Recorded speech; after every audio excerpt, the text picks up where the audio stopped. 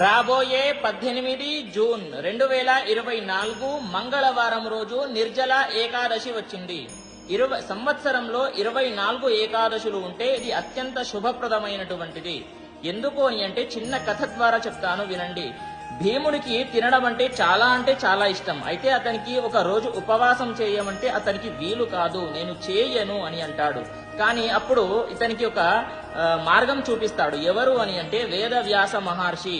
నువ్వు సంవత్సరంలో వచ్చేటటువంటి 24 ఏకాదశులు ఉండకు, ఒకటే ఏకాదశి చెయ్యి. అది ఏది అని అంటే జ్యేష్ఠమాస శుక్లపక్ష ఏకాదశి.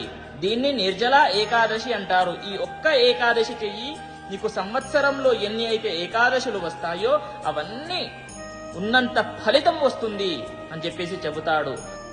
కాబట్టి ఆ రోజున మనము ఏం చేయాలి అని అంటే బ్రహ్మ ముహూర్తంలో స్నానము చేయండి. తల స్నానము చేసి